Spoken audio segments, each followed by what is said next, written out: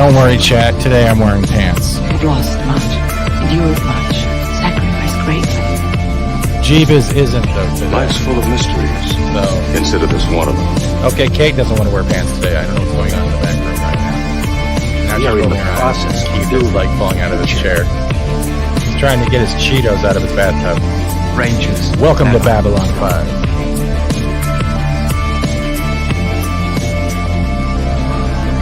Go, Zahar. You will die.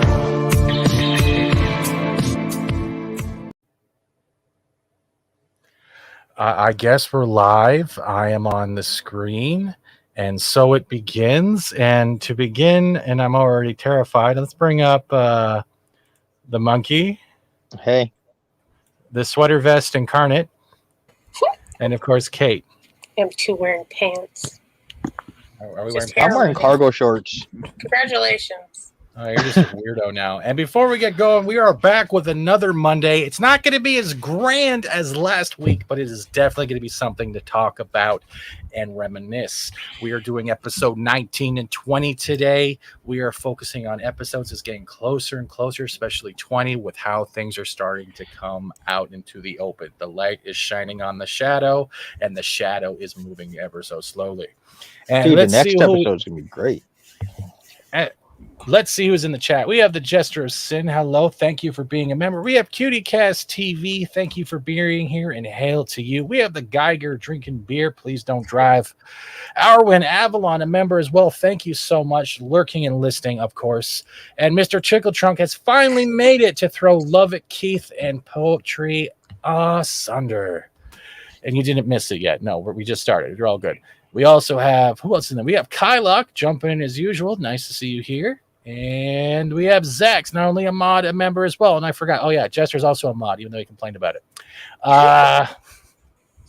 So let's get into it. We are on episode 19, Divided Loyalties. And this episode was actually the reintroduction of Lyta, Patricia Tallman, but we never got to that episode last week because it was just a fun show. It had a great groove. What do you guys think? Did you guys like last week? Yeah, very informative. Mm-hmm. Yeah. This is and Shane Nolan, hello, I see you as well. This is a great conversation. You guys are like awkward silence. This is great. I don't know what's going on right now. Woo! I'll just take my pants off, then we'll get this thing going.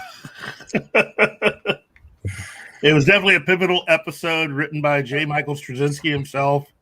Again, I have found that usually when it comes to a lot of the really major pivotal episodes, it's usually the ones written by Straczynski. And in the end, I think I mentioned this before, that when it was all said and done, he was going to be the one that he ended up writing more episodes than anyone else. So, yeah. This one was really good. It's his baby, essentially. yeah, but it's hard to do that and be a showrunner. I mean, what he ended up doing, I think, broke a record in television. Because showrunners do maybe 4 episodes a season normally. Okay. So the very fact that he was able to write as many episodes really just shows you really how much of a Superman he was. I mean, jeez. A true artist. Because when I was on Buffy, Joss, he would write a couple episodes and then he'd direct maybe 2 to 3 episodes, or maybe 4 if we're lucky on a season. Because they're always trying to rotate people out, so when they could keep the production going every week. Yeah, that makes sense. Because it'd take about 7 to 8 days to shoot an episode. Mm-hmm. And then your weeks would get blended up, and then they'd switch out the assistant directors and stuff like that, so nobody gets burnt out. Right. Yeah, and isn't everything staggered? You shoot an episode over 7 days, and then that episode the following week goes into post-production. It's about 2 weeks of post-production of editing. Before it finally and goes to air. And Yeah. so while that is in post-production, the next week you're shooting a brand new episode, and it just keeps cycling through like that. Yeah. Jester of Sin says, at 19 is one of my favorites this season. Yeah, I can agree with that. But before we get really into it and we look at this almost lesbian moment, because that's how it felt when I was watching this moment, Very. I want some thoughts in the chat, because I'm thinking about actually making something a reality, and I already showed to them backstage. What would you guys think about a actual Master Grift card and a Fat Steven Crisco Core card? This is what I've been thinking about. I was playing with that on a website. 1 for yes, 2 for no, or 3 for, oh God, what the hell is that on the right? You should put Fat Steven on Tony Montana, like doing like piles of Crisco. I don't know if I'm not doing that. Zach says, plus Joss had other stuff on his plate like Cordelia Chase. Oh, Chase. I like you, Zach. Tickle Trunk is with the 3. Cutie Cast is with the 3. It goes from it goes 3, then 1, then 1, then 1, then 3, then Tickle Trunk had a stroke. But yeah, we get you. Take my money, says Jester. But as we get into this episode, it's pretty much opening up with what was pretty much like a derelict ship just floating outside Babylon 5, not knowing what's going on, and things are starting to build up. What else is going on from your guys' perspective that you remember? Let's see. For Divided Loyalties, that's the one that starts out with Delenn picking up a copy of Universe Today. And Mollari today. Remember, it's both her and Sheridan at the newspaper, like recycling it, and they both look like they caught each other reading Reader's Digest, and they don't want anyone to know. It's pretty much what it is. But they get personalized newspapers. Yeah, they get personal, like what it's like sports and current events and whatever else Sheridan says, and then it's like a paper edition of like your news feed. Yeah, and you can personalize it with what you figure to be the most important things. Mm-hmm. So did Soskinsky kind of predict that? He did kind of predict a lot of things, for sure. He had a nice team around him, and the team that he had working on this show, you know, really were people that were at the top of their game. Some of the best people. But you gotta keep in mind, at this point in time, the Yahoo was starting to take off, and the way they structured their website, and AOL started to do so as well, was that you could customize to an extent, not thinking about what we can do now, but you could customize some things. You had everything right there in a head, and it's playing off that in a futuristic manner, but then with a callback being a physical media. Plus, Universe Today is a takeoff of really USA. Oh yeah. So I like that. It looks like a poker machine. I think that's kind of funny to me. It looks like a pachinko machine, like gambling machines. Konami. That's the new Konami Silent Hill pachinko machine right now. That's what's happening at Babylon 5. Or it looks like machines at Masu, which is a restaurant in the Twin Cities. I have a Street Fighter 2 pachinko machine. Oh, cool. Yeah, she had Ayana Amembari, yes. Yeah. I had to have it shipped to Vegas, and then I had to pick it up because they wouldn't ship it to California. The other thing about this episode is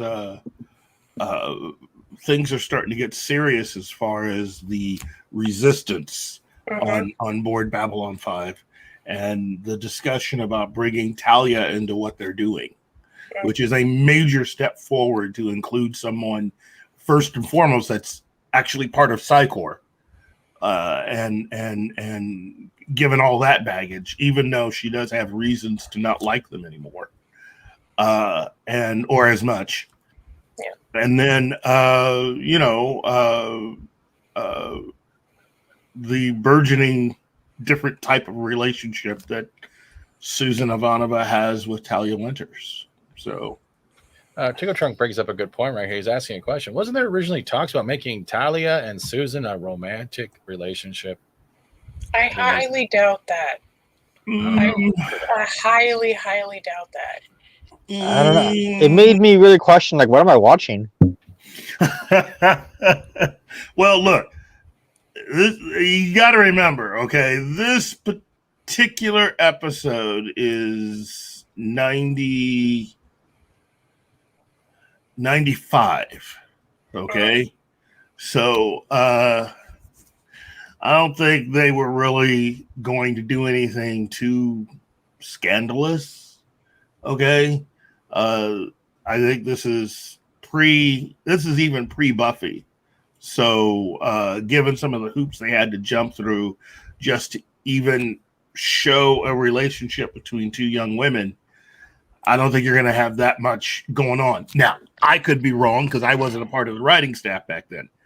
But I wouldn't have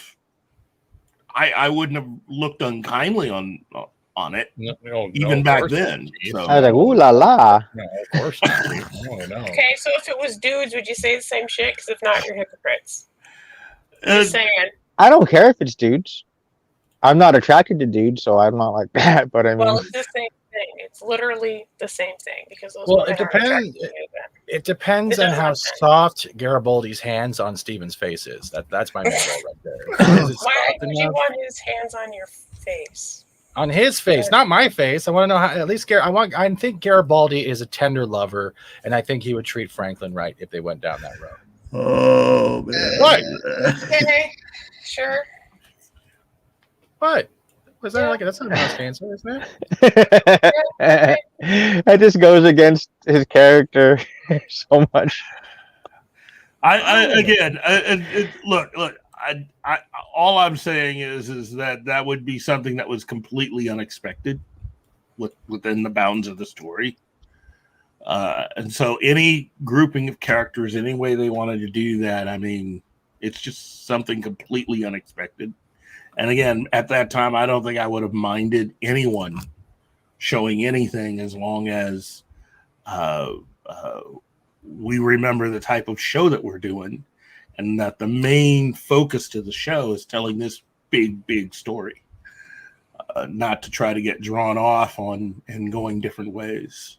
So you can't be too distracted. I don't know. He might have soft hands. Garibaldi might be a tender lover. You know, I'm just saying that. At least now. we know what you're into, Stevie. Yeah, that's what I'm into. Yes, I'm making a joke of respect, of like saying, and that's what it means. No, that's not what I'm saying. I'm just saying. Zach says, I didn't know the actress who played Talia was leaving the show, so I didn't see the end of this coming at all. Mm-hmm. Surprise. Tickle Trunk says, have you not forgotten the Xena series? No, I have not forgotten that at all. Gabrielle and Xena had nice moments. Mm-hmm. Hercules and Aeolus, it always went to commercial when that happened. I don't know why. Because they can't show goat sex. What are you talking about? They're in New Zealand. It's a joke. No, we're not going down that road at all. Tickle Trunk says, I asked because Claudia, Christian, Susan has said that some young women have said they were able to come out of the closet because they saw this on TV. So other people saw it too. I disagree completely, but okay, whatever. Why do you disagree completely? Because that's not how women are when they are attracted to each other. Like, I've known lesbians. I went to high school with lesbians. That's not how it works. It's an entirely different dynamic than what. But like TV tropes, we're gonna. No, not at that point in time. Oh wait, where is it? Yeah. There we go. So again, as that was just like the first act. Hey, Kaylee. For this episode, and then we get into Act 2, where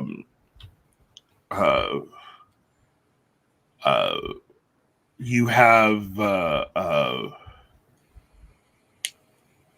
this whole thing about meeting up with Lyta and getting a whole, well, really what we learned about last week, which is all of the pages of dialogue that she had to say.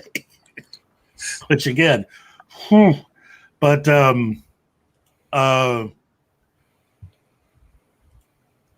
yeah. Overall, I really did like this episode. I like the fact that it really does begin to give us a sense of the scope of what we're about to experience, and that this is really the true entrance onto how this show is now going to flip and change. You know, that was always the coolest thing about this show for me, that you could start out having something that was very much like a kind of different kind of Star Trek, and then you flip it on its head and you go into a sort of a different thing, you know, especially in combination with what the next episode is and everything that's happening in that episode. I love this writing staff, though. This has got to be one of my favorite groupings of writers, because they were always, for the entirety of this show, they were on it. And it wasn't stuff done just to shock. Everything had a purpose, unlike the way certain shows and certain writers write today. Some write certain things just for the shock. Yeah. But everything had to have a purpose with Babylon 5. There had to be a purpose to it. And it worked every single time. We were also getting to the point where Garibaldi, you're seeing a side of Garibaldi that makes Sheridan believe him. You see the trust factor, because Garibaldi usually doesn't really stand up for anyone, and he's actually speaking up for Lyta. He knows Lyta. And when Sheridan hears this in his voice, the way he delivers it, he sees that this is something out of the ordinary, especially for Babylon 5, especially someone arriving that was stationed here at one time, but was then briefly gone for years on end. And that's pretty cool, because I want to get to the gooder stuff that's coming, the better stuff that's coming, because this is all prelude, and you can feel it. It's like when you're climbing the stairs, you're trying to reach the type of, like, say you go to a Mayan temple for like holidays, and you're going like this, you're reaching all those steps, and it just keeps going. You're like at that middle point, and you know that next step is going to have a Sunday bar for you, just waiting for you right there. And that's the way this is feeling right now. You've been to Mayan temples? No, I'm making a metaphor. Okay. What about you, Keith? What do you think? You're trying so hard not to spoil it while you cuddle your toys underneath the screen. I know. I'm always not trying to spoil anything. I mean, you know, you worked with me long enough. How can I just? I know some people must be yelling at the screen going, wow, you know, it's been 30 years. But even then, I mean, this is a really good show. And it works, in my opinion, so much better if you don't know what's about to happen. If you just see it and experience it for yourself. Push the wrong button. Yep. Shane Nolan says, well, first of all, Tickle Trunk is complaining. Sorry about that, Shane. The overlay is over the guest, too, and not just the show image. I'm sorry. I was flipping buttons and fixing stuff. Shane Nolan says, I don't know if they were actually gay, but they were both bi. At least one was married a couple of times, and they were both in their 30s and never with a woman before that. Are we talking about the characters or the real people themselves? I don't know about that one. I wouldn't really fall into that relationship thing at all.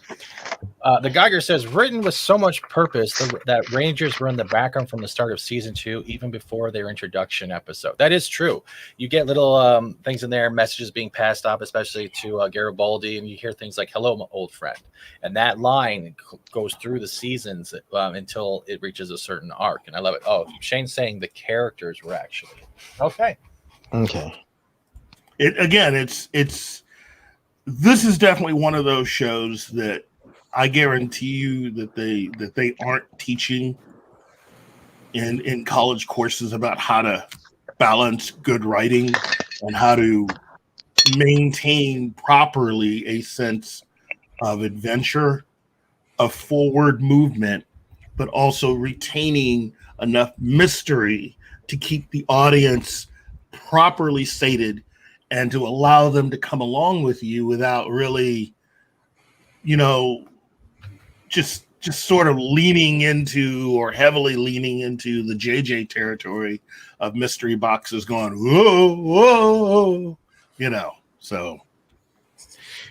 They also did a great a mild delivery when they had Zach and Garibaldi interacting, and he's going, "Oh, you're still for Night Watch," making us not forget about Night Watch, because Night Watch is eventually going to play a prominent role in how the station's being run, or even especially like the whole the consumer market in the one area, on how much it starts becoming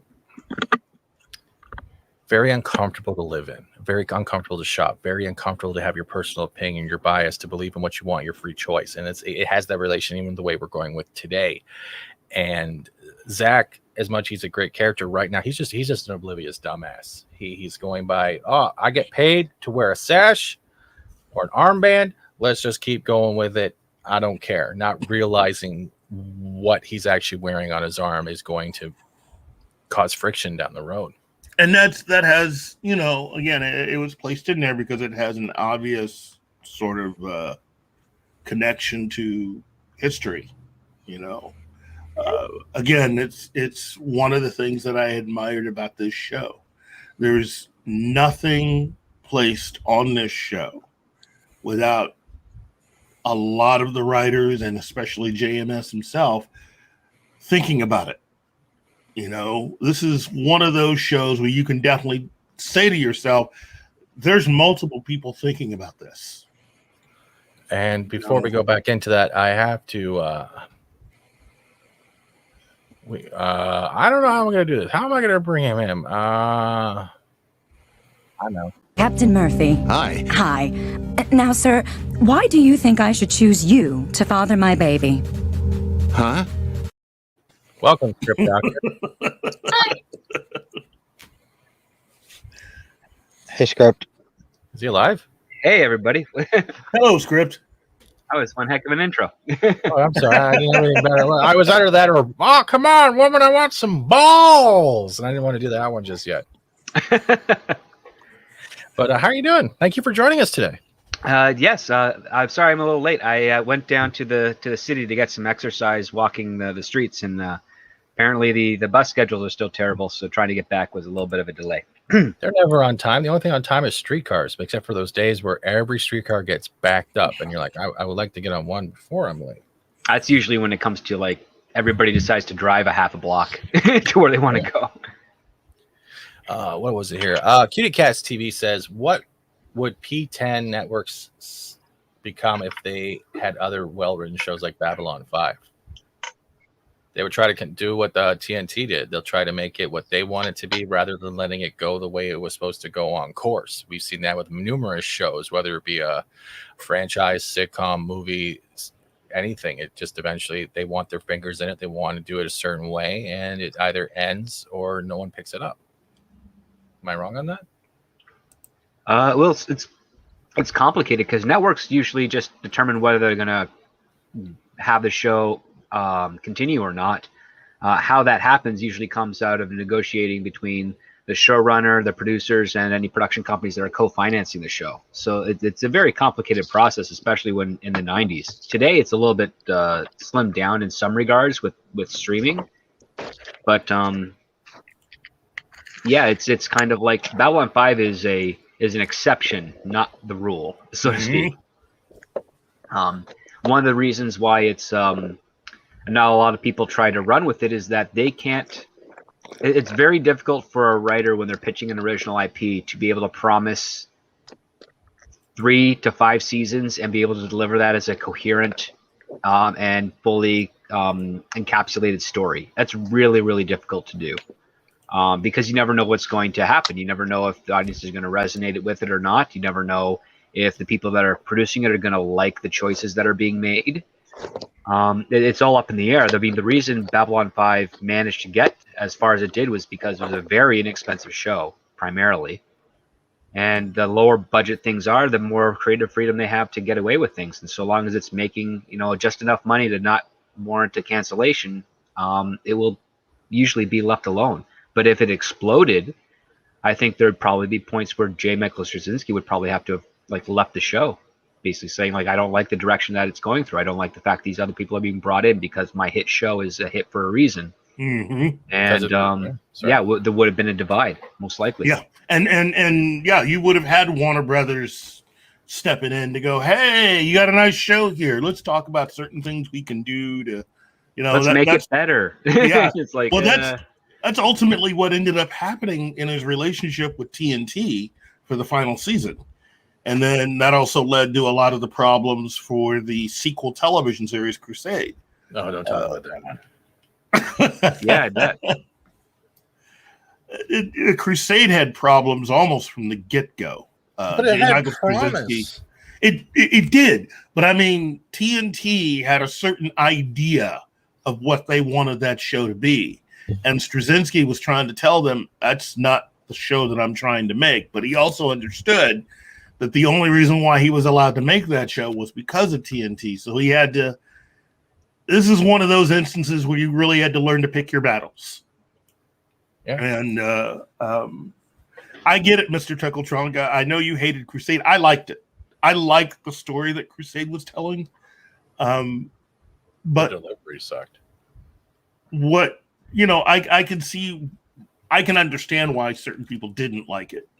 But it was kind of some of the same problems that Joss Whedon and his people had with Firefly, which is you had people over them who particularly didn't really understand what they were really trying to accomplish, but were trying to tell them how to do it.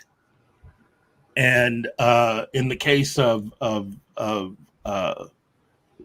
really in the case of both Crusade and Firefly, both shows ended up only lasting one season, unfortunately. Crusade should have lasted longer, but TNT kept moving the goalpost is really what it came down to. They didn't understand why there was so much talking and why they didn't have a lot of action, and they wanted more they wanted stuff closer to what they've seen on other shows of that type. And then a couple of things they wanted even seen more like a different show altogether. Why can't this character romance that character? And why can't, it was almost like they were trying to do, they were trying to get Straczynski to take Crusade and turn it into Star Trek. Mm-hmm. And it wouldn't work like that. They were trying to be too much like another show. And the problem is when you're trying to copy another show so much, you eventually lose the whole substance of what a show made it great to begin with, especially when you're attaching a name to it. It's whether it's the same debate we're having with like Kurt's Trek and Roddenberry Trek. It's eventually comes to the point where it's just it's just a title. No. And it fluctuates the love between fans, or even disassociates them. Yeah. I don't know. I really admire what they were able to do with this show, given all the obstacles that they had, but also how much they were able to get out of everything in being able to, one, being able to produce it cheaply, and two, planning out everything. I mean, again, if J.J. Abrams and his people had put this kind of thought into Lost, I don't think Lost would have gotten everyone as lost as it ended up doing. I didn't particularly hate Lost, but you can definitely tell that there were portions of that where they actually kind of lost track of the story a bit. Yeah. They had no story to begin with in Lost.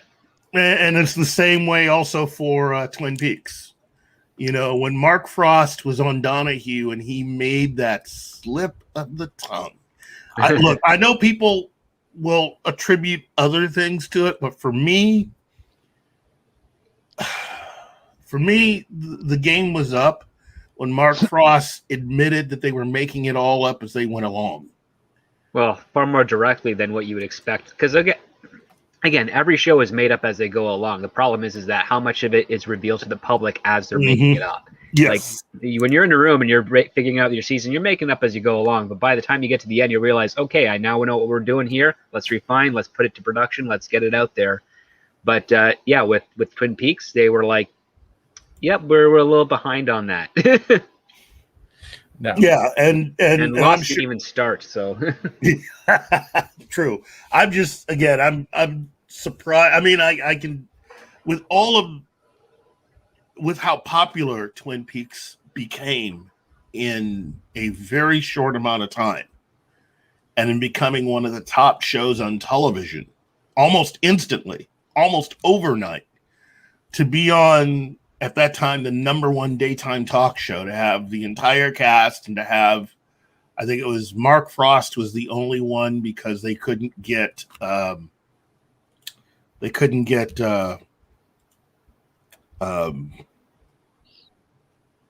what? The other creator of the show. Man, this getting old thing sucks. This show was brought to you by Alzheimer's. We'll get there eventually. Well, you're not talking about David Lynch, are you? David Lynch. David Lynch didn't show up. He wasn't on there. It was just Mark Frost. Yeah. Well, And I think Mark Frost, I don't know. I want to say he got lost in the lights or in the moment and got caught up in it, and he just said words. And it unfortunately was the words that he ended up saying was, we're kind of making it up as we go along. Quickly. CutieCast TV says, one bad move was airing the shows after WCW wrestling. Broadcast expecting that wrestling fans to stay after the event was over. Yeah, well, first of all, it wasn't like half-naked people running around slamming each other. So, yeah, you weren't going to get that. And that's only in certain markets. You got to remember, once Babylon 5 was in syndication, it could be shown almost at any time. Yeah. So, in depending on where you lived, that's probably how they decided to air it. Didn't they show it at midnight at some places or like really late? Yeah, it really, I mean, here where I'm living in Missouri, the first 2 seasons of Babylon 5 were shown either at midnight, 1 o'clock in the morning, and that was unacceptable. Yeah, because I remember here in LA, I'd watch it and then it was on us at some weird ass times. And I was like, I got school or I got work. I can't be watching this. Mm-hmm. The other thing is before we get back in the episode, like I remember like sometimes it would be on Sundays, like right either before Hercules and Xena where they had that power hour, or it'd be afterwards. Other times it would be on random times on channels that you didn't expect it to have it on. It would have like the older stuff, like you'd see like Family Ties or like game shows, and all of a sudden, stay tuned for Babylon 5. Like, what the is going on here? And they would just have it at the most weirdest times, and then the times you did want to watch it, it was always that one episode you're like, I don't want to watch this one. I want to watch the one that's coming next. But that's also the power of a well-known IP, because you didn't have that problem with Star Trek: The Next Generation, and Deep Space Nine. Those are well-known IP, or at least related to well-known IP. So the times that they would have those shows wouldn't be that bad. And the same thing with Disney when they had their animated cartoon block, where they were putting on all their shows like Tailspin and Chip and Dale and all that stuff before Warner Brothers lowered the boom and kicked their butts off of television with Animaniacs. You having a well-known IP really does help. Yeah. Shane Nolan says in Europe, B5 was 7 p.m. Tuesday, then 22 p.m. Thursday. Crusade was 2300 Thursday. So 11 p.m., 10 p.m., and 7 p.m. Okay. Tickle Trunk probably knows exactly what I'm talking about. The B5, and even Script might even know. B5's time slot changed on me 3 times while I was watching the series in Canada. Jesus. Wow. And I quickly want to jump back really quickly because there's one thing I forgot to bring up, especially when we're getting close to Act 1 in this episode, which is great. Garibaldi's actually vouching for Talia Winters, and this whole thing, if you're coming in blind this episode, is like, hey, we should bring her into the whole group. We should let her know what's going on. We built a lot of trust with her. We know her. We know exactly what she is, and that's kind of like the yin and yang of Garibaldi in this episode. One for Talia and one for Lyta, and his gut isn't always right. And we see this right now that even he can be fooled because we don't know the actual pretense of. Well, it's even more. It's more details than that because even Talia is fooled. Yeah. Well, that's how deep this thing goes. Mm-hmm. Mm-hmm. I mean, that's.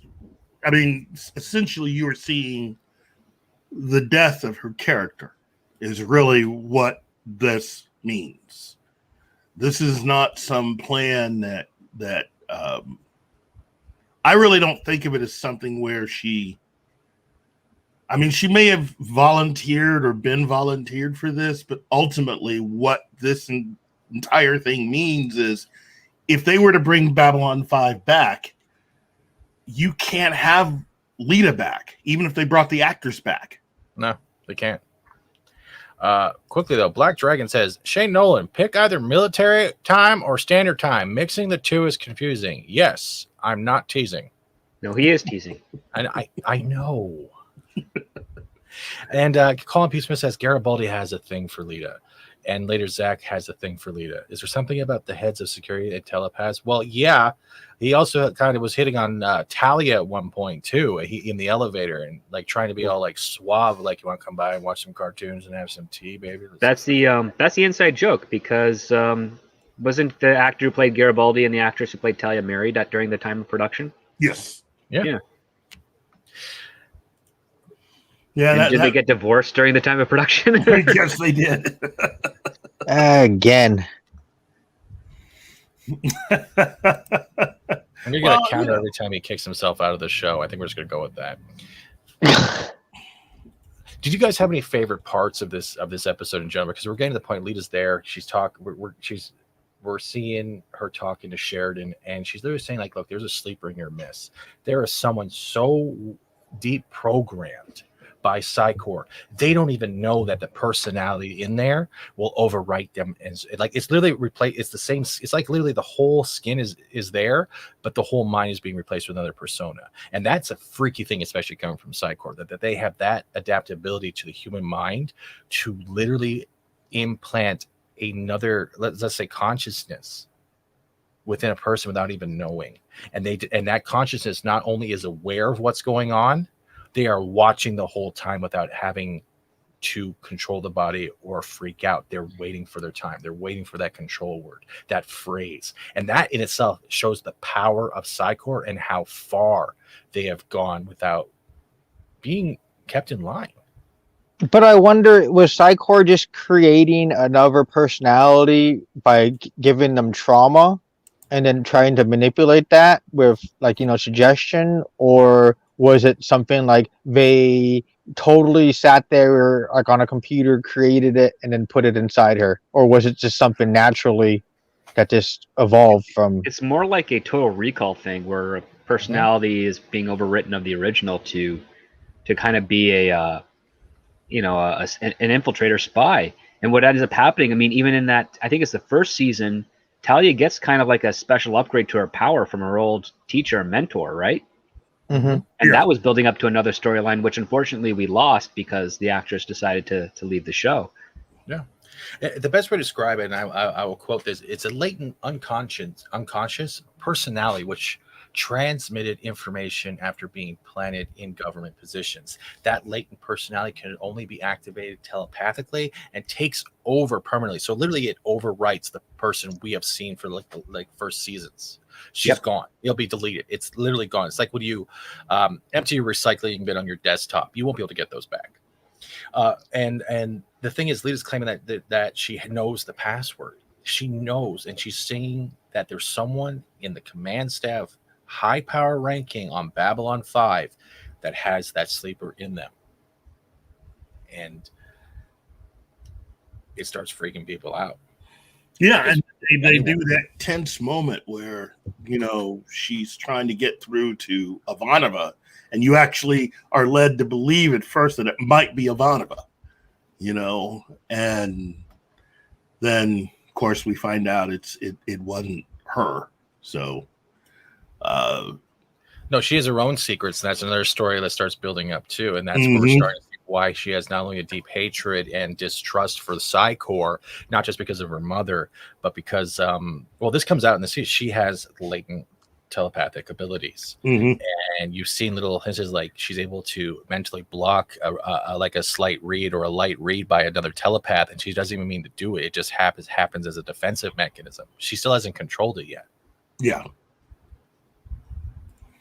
Talia wasn't on the command staff, that is true, but she is close with all of the command staff because of the personal relationships she's had. She's close with Garibaldi, Sheridan. She's been used to negotiate deals with Kosh and other races. So she does have that situation on Babylon 5. She might be a freelancer, but she's still well connected.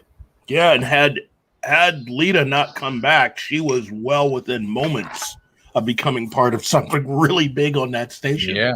Oh, And, jeez. Greetings, Daryl the Derelict. Thank you for being a member here as well. She wasn't. No, she wasn't on the command staff, Black Dragon. She wasn't. But the thing is, when Lyta came with this information, it was saying they don't know who it is. It could be anyone on command staff or anything like that. I misphrased, but that's the thing, though. She is still close enough, and it's messed up. What do you guys think? Like script, Kate, Monkey, anyone? It was just really like you don't know who to trust. Like, could there be more? Mm-hmm. Yeah, I mean, a conspiracy story is great in fiction. And it really helps to having this particular storyline at this point within the story helps to really drive a lot of things forward and helps to obfuscate what is coming. Because there's some good stuff coming. But I apologize. I meant when I meant was that what actually happened is Lyta found out that there are these people with that sleeper program being positioned within high-ranking government positions without even knowing that there's an opposite personality living inside them. She has the password, and that's why she's there to test the command staff to see if any of them are those sleepers, because they technically don't know. So that was bad on my phrasing, Dragon. I'll get that back. Back to you, Jim. Thank you. You're welcome. Okay.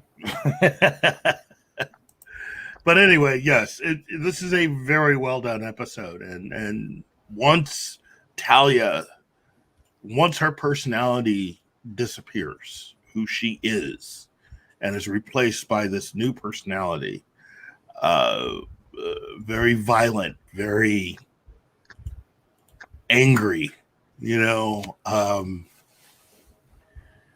I'm still wondering though if this particular personality actually, well, no, that's a different thing, but once that happens, that's your big shock. That's the end of that character. That character's gone, and now we're looking at really just having Lyta back.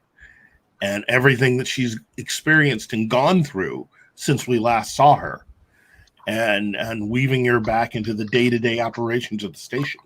Considering what is about to happen, good timing on her part, in more ways than one. So yeah, They kind of did the same thing on Buffy with Angel, with like the whole losing his soul and then becoming just like a pure vampire for a point. Kinda, yeah. But then they had the backup to bring him back though. Tickle Trunk says, so Control was trying to kill itself during that episode without even knowing. It's that dedicated to the cause. Talia ending her own life because Control's host is at risk. Yeah. And Zach says, I thought for sure it was going to be red shirt number 4. It was technically 3, but we don't talk about him no more. He passed away horribly. But yeah, this was a great episode, and I'll give the actress who played Talia a lot of credit with how she changed personas, and she was just that evil yelling like, "Oh, I hated you, Ivanova. Everything was fake. You're all gonna die." It like turned from like it's like watching like Army of Darkness or a Deadite change, and you're like, "Oh wow, she's just gone full." It's like, why are you hurting me? Yeah, well, it was Andrea Thompson is the actress's name, and she did a fantastic job. Yeah. So I think she and Jerry Doyle, who's Garibaldi, I think they have a son that they had together. But when she left the show, I think she took some time off, and then I think she ended up joining a couple other television shows that ran later into the 90s.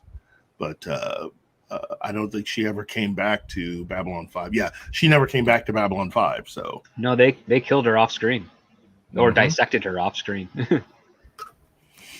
So yeah, even if they could bring her back, she wouldn't be the same. So okay.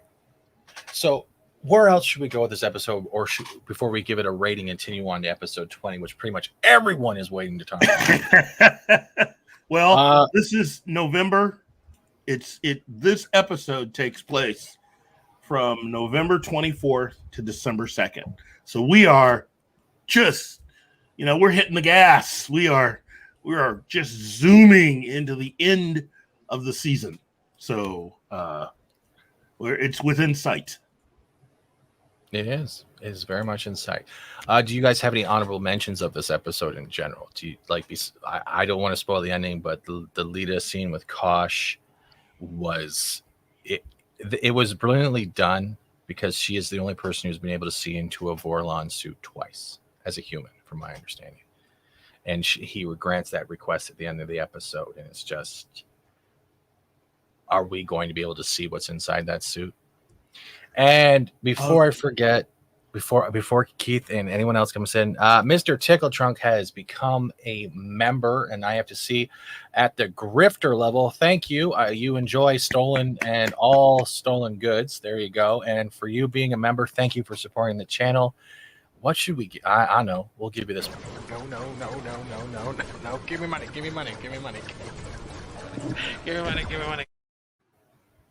Thank you, Mr. Tickle Trunk, for being a member. And your grift card is in the emoji, sir. I give this episode 5 crazy Buseys. I agree. Is that 5 out of 5 or 5 out of 10 or? And as far as Colin P. Smith, as far as having his original storyline available anywhere, he's talked enough about it in interviews. I don't know if he actually has taken his entire thing and put it out there, but I mean, he's talked enough about it where you got a pretty good sense of what he was looking at, and what he was considering. I give him credit for running everything in a way to where he could be flexible enough to make changes with these characters so that nothing could really throw him off from the story that he was telling.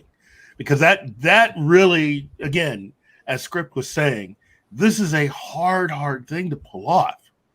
I mean, there's a reason why not a lot of other people have attempted this, and those that haven't always been successful. No. You really do have to figure out a way of navigating through this. And to me, J. Michael Straczynski did a very good job in trying to keep these characters loose enough to where even the actors had the ability to be able to contribute to who they were, and writing it in a way that you fit with the reality of what they were doing by allowing real life to have an impact on who these characters were. And in the case of Claudia Christian, when she, I think, twisted her ankle or broke her foot, writing that into the story. So, again, I give him and his entire writing staff mad credit. And for anyone thinking about doing this, study Babylon 5. Study what JMS and his people were able to do. It'll give you a nice way of looking at things, and at least one way that you can try writing something like this. Doesn't necessarily have to be science fiction, but I mean, I think Script, you could probably say just being loose with how you want to do something like this would help. Well, I mean, that's usually the case with television shows anyways, because you never know what's going to happen. But I think one thing that Straczynski had overall is that he knew his end game for those 5 seasons. He knew exactly how he wanted to end it, and he had specific plot points laid out. I mean, a lot of this series is really driven more so by the things that are happening off screen that these characters react to, more so than what they're actively doing. And I think that's allowed him to at least space out certain ideas and certain characters so that he can know, like, oh, by the end of this year, in this season, this is what happens, on Earth, or this is what happens on Mars, or this is what happens on Minbari, and whatever. And then that has a ripple effect onto the characters in Babylon 5, and then their reaction and their proaction as a result of that is what we're going to follow for the following season. And I mean, that's a pretty good strategy to have. Yeah. honestly, this was a good episode. It was, I think it was one of the better ones when it came to dealing with Psycor, subterfuge, and a spy in everyone's midst. I loved it. As a lot of people are saying, 9.75. We're getting a lot of Gary. I guess now the Gary Busey emoji is now the voting mechanism for the channel. So I'm glad that finally came to use. I am so look at this Chico Trunks. I love it. You're just having fun with that. Thank you so much for that. But let's start down the line. I'm gonna definitely I'll give this a 4 out of 5 Buseys if we're gonna go down that road. Kate, what did you think of this episode, or have anything to add that you loved about it, or anything? I think you're muted. Oh, boring and predictable. Body snatcher. Whoopee. Really? That's boring and predictable. okay. I respect that. So what? So 1 out of 5 Buseys? Sure, or 0, because no, skippable. Not that's boring. Nothing for me tangible happens. They got rid of a cast member because they wanted to, not because it was interesting. I respect that. That's fine. I love opposite opinions. What about you, Keith? 4 out of 5. 4 out of 5. I really did I liked Lyta from the moment that I saw her in the pilot. I had always wondered where she had went. But at the same time, Talia, I really got into. And over time, I really liked her character. So it was sad to see how they got rid of that character. But, I agree. Black Dragon says, I'm guessing that by the way that he's talking, Keith hates Babylon 5. Kiss, kiss, kiss. Tickle Trunk, looks like you have another person fighting for Keith's love with love poetry. Awkward silence is engaged. What about you, Script? I thought it was a kind of an interesting and inventive way to create a cast member's exit. It was kind of like I don't disagree with Kate's take. It was a little hand-fisted on the nose to a degree. But I can't discredit the performance that Talia gave in that episode. I mean, her turn was quite good. I do like the idea of supplanting the mistrust among your friends and family, especially in a community of this tightly knit, and given what they're trying to do with exposing the corruption politically in Babylon 5 and in Earth Dome. But no, I can totally understand her take on that, and I can't really argue against it. It was definitely had more of a motivation to exit this character first was its priority, and then everything else was kind of secondary. Right. So it was the other way around. I might like it more, but that's the thing. Is you're taking a traditional fantasy plot, a body snatcher, a fairy changeling, that kind of thing, in space, and just no big deal. And it happens very quickly. It's not like a 3 or 4 episode build up, or Lyta's character is going one by one through each one, and people are like, "What is Lyta doing? Why is she always being so?" She came out of nowhere. She's snooping around things she shouldn't be snooping around in. What's her game? What is she doing? Is she manipulating people?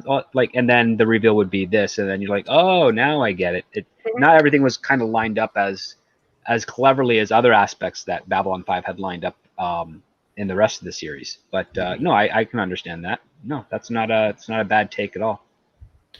Tickle Trunk says, you can have Keith, Black Dragon. I just like to watch. Wow. Indeed. And Wankle says, it was great to show how far the Psycorp would go, but in retrospect, it was a smooth way out because the actress wanted more screen time and ended her contract.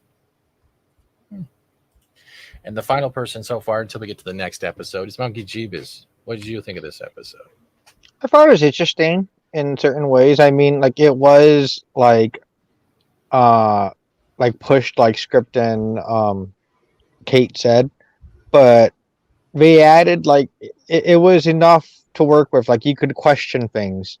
You can look back at the Underground Railroad thing where they're hiding the Psycor people, and So was this like Besker's? Like, did he know? That's why he was like he knew that she was a sleeper, so he kind of just like left it. I mean, like I could totally be wrong, but I mean, I'm just like No. looking back and Yeah, no, you might be right. There's a good chance you're right. But Jakar agrees. He's looking at you all snidely right now. But Well, I think he's like the best part of the episode. for the next one we're talking about, or Yeah, maybe I'm getting confused already. Sorry, I'll just stop. No, you're not getting confused. I popped out a little soon, but you're right. Jakar is a great character no matter what episode. I don't think he's ever faltered. That's being said, we are going into episode 20 now, which is called The Long Twilight Struggle. And this episode has a lot. We're getting pretty much a battle that will end the war that's going on right now with the Centauri and the Narn. We're getting another flash of the shadows. We're starting to see the reluctance with Londo having to rely on these special favors from the shadows.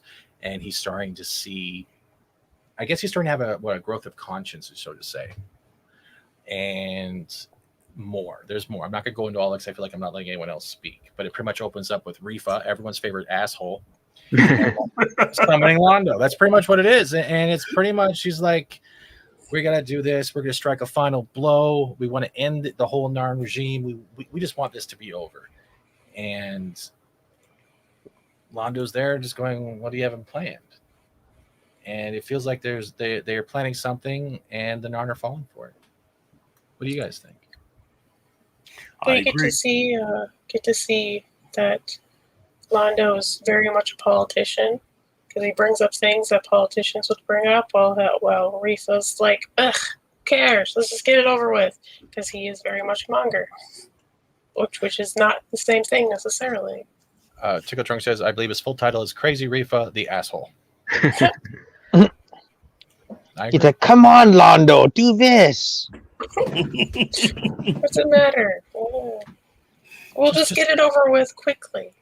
But I think what Londo and the audience really is starting to, I think they've gotten here before Londo has, but I think what Londo now is starting to catch up with is all of this stuff that's happened, especially this season and part of last season, meeting up with the Techno Mage and everything else. All this stuff is starting. That little hamster in the wheel in his head is starting to go, I think there's something about this. You don't want to be here. You don't want to be doing this. I think he's starting to. His conscience is starting to ask a few questions. The best thing about Rifa, though, as I've noticed, he reminds me of that dude you see in like a lot of movies that has to deal with drugs or getting high. He's like that one dude who's like, yo, just call your buddy up. Just call him up, man. You mean the asshole friend? Yeah, asshole. One more fix, bro. I know you're just home based your whole mortgage. I know it's now free based your whole mortgage. Yeah. You're gone, you're out. But one more fix and you won't care for the next 5 minutes. And then we can go to McDonald's and find some chicken nuggets in the trash. Let's go do it. Rifa says so. Okay. Yeah, so basically Rifa is the Ricky from the Trailer Park Boys of Babylon 5.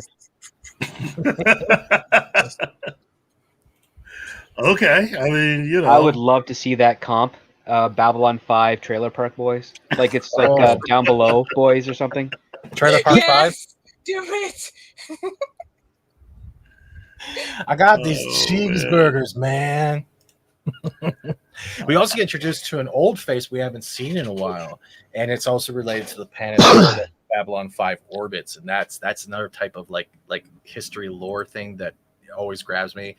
This guy is also full of himself. It's hilarious because he sounds like one of those Shakespearean actors with the giant heads. No offense to Shakespearean actors anywhere, but he's like, I have been on the planet. I have seen the stars. They don't watch me poop, but I have seen everything around. And it's like, oh my God, dude.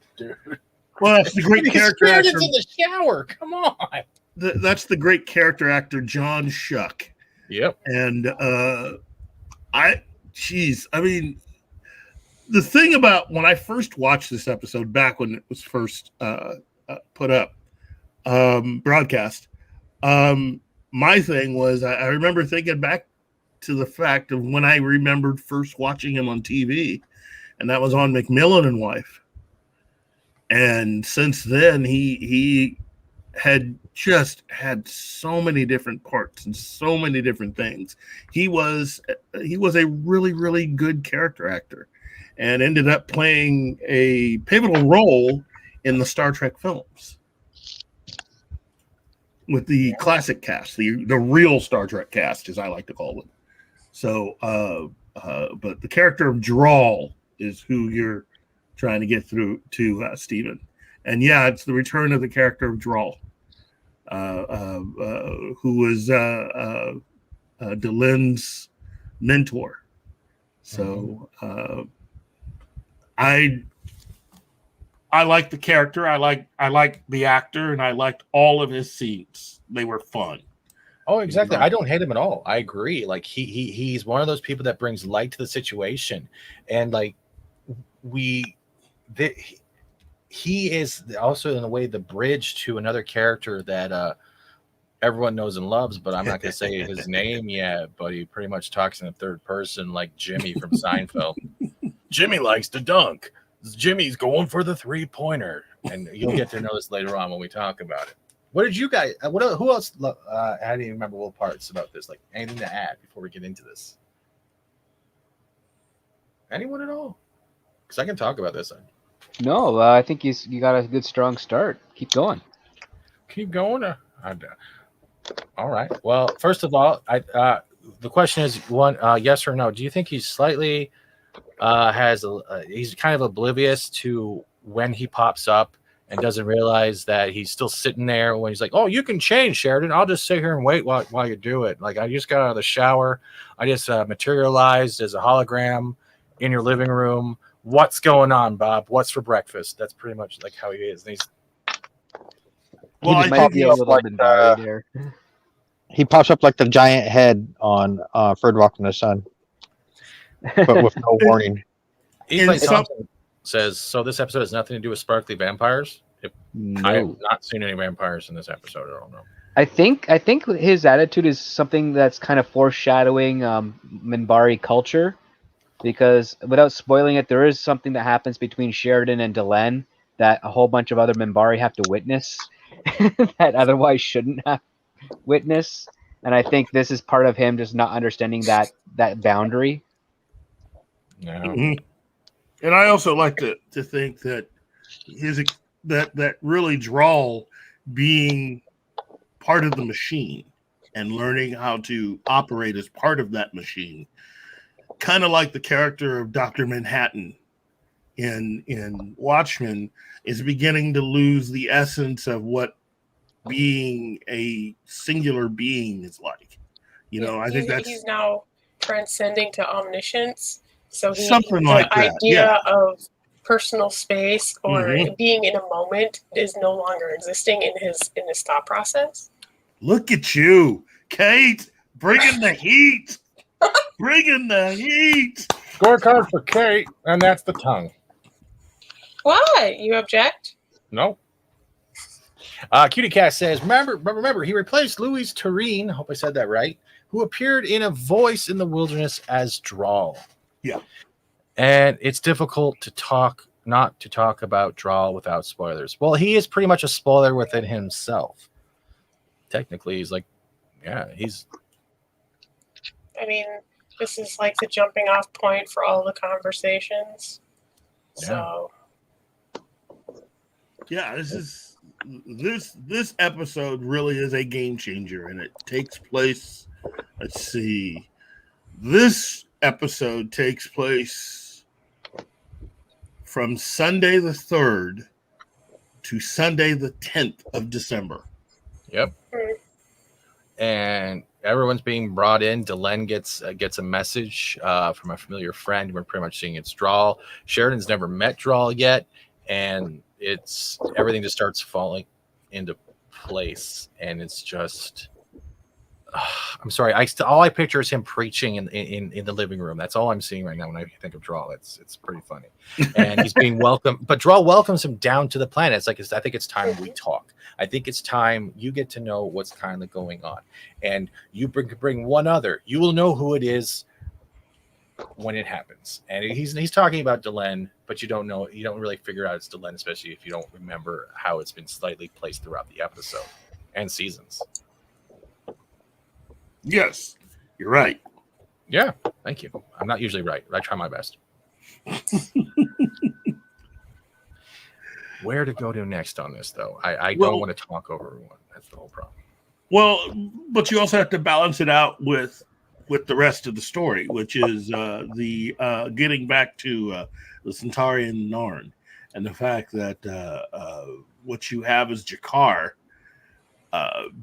talking to Justine, who is his uncle, as you later find out, talking about how the war really is going, and it's going very badly for the Narn, and how they have come up with this plan that might allow them to drag it out a little bit and try to wear the Centauri down. It's also true because they're part of the Kari. The Kari have been pretty much trying to cover up the truth of how bad it is going for their side. They don't want panic. They're trying to keep things in order. They're trying to give hope. And they come up with this plan, and the plan is pretty much to commit what the bulk of their forces and to attack a supply depot. Pretty much, what was it, Gorish 7, and try to do a massive hit to them. And Jakar sees this as a promising sign, and trying to at least make it so that it's a war of attrition. All right. Hold on, dude. We've gone over this for 2 months, maybe more. It's not going to stop, so. I know he's not going to stop, and I'm going to keep doing it because it's consistency for me to call him out. I think that's how it goes. Get in here. You are in the chat. You already had the link, memes. And what's going on? What's going on is you're not in the back. Yeah, that's it. Mr. Tickle Trunk has summed it up for me. You son of a... And Wokal says the discussion of Jakar's uncle was very intense, and the troubles of making a strategy, not even knowing what they're up against crazy odds. Yeah, that's true. But what they don't realize is that the message is, ladies and gentlemen, make sure your ears are covered. Your volume is down. Let's pray he's wearing a shirt.